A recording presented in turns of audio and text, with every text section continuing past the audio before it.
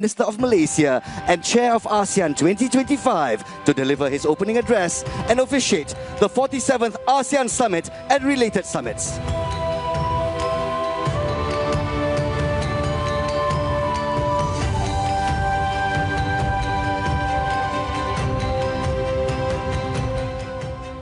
Assalamualaikum warahmatullahi wabarakatuh dan salam sejahtera. Your Majesty, Heads of State, Governments of ASEAN and Timor-Leste, Head of State and Government guests, Excellencies, distinguished guests, ladies and gentlemen.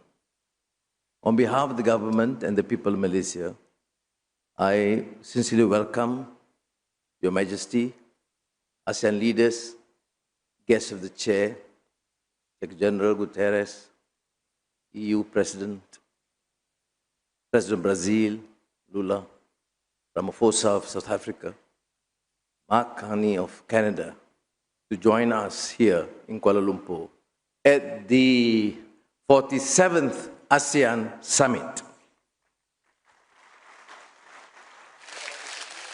When Malaysia assumed the ASEAN chairmanship, we certainly recognize the magnitude of responsibility before us. Leadership is never a matter of routine. It is a matter of choice. To define priorities, to renew ASEAN's sense of purpose, and chart a course worthy of our people's hopes. 2025 is a year that asks and demands more of us. The world feels unsettled, the old order no longer certain, the new one not yet defined. Across regions, we see rising contestation of growing uncertainty. These crosswinds test not only our economies, but our collective resolve to keep faith in cooperation, to believe that understanding and dialogue can still prevail in a divided age. And yet, amid these trials, ASEAN endures.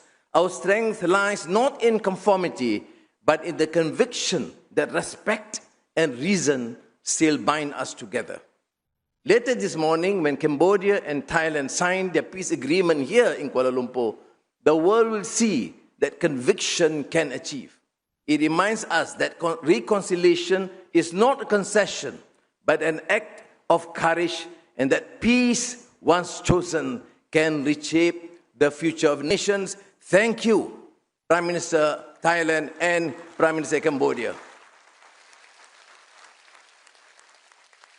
The ASEAN Community Vision 2045, adopted here in May, speaks of who we aspire to be and challenges us to make these aspirations real.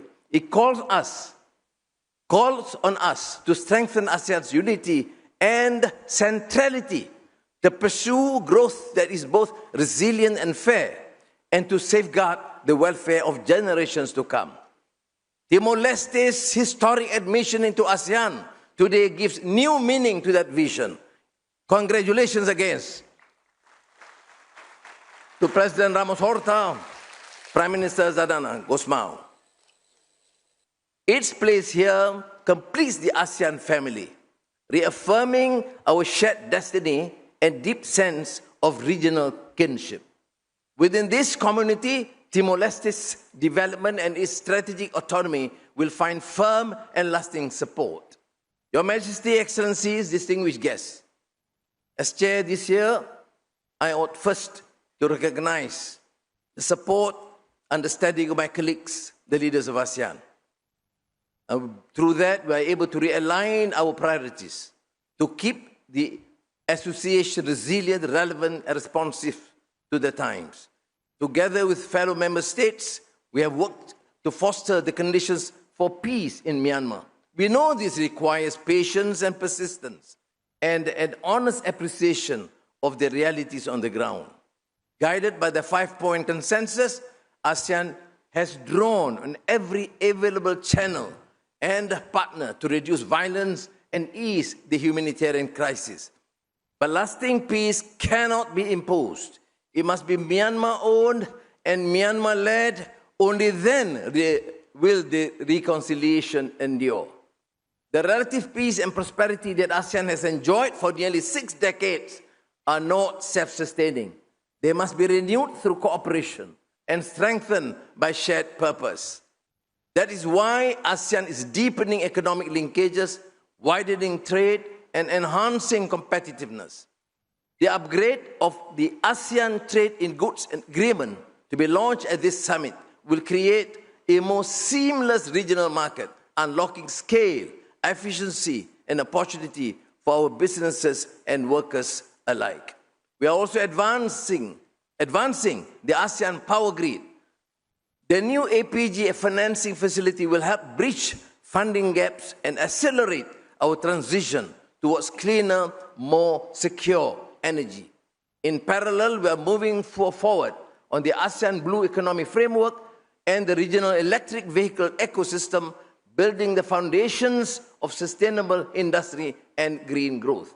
With ASEAN's digital economy expected to double to $2 trillion by 2030, we have agreed to fast-track the ASEAN Digital Economic Framework Agreement by 2026. And to ensure technology remains our servant, not our master, we will establish the ASEAN AI Safety Network, AI Safe, to embed ethics, safety, and sound governance in the use of artificial intelligence. Excellencies, ladies and gentlemen, rising protectionism and shifting supply chains remind us that resilience depends on adaptability. ASEAN must not stand still. We must have the courage to forge new partnerships and the foresight to deepen existing ones.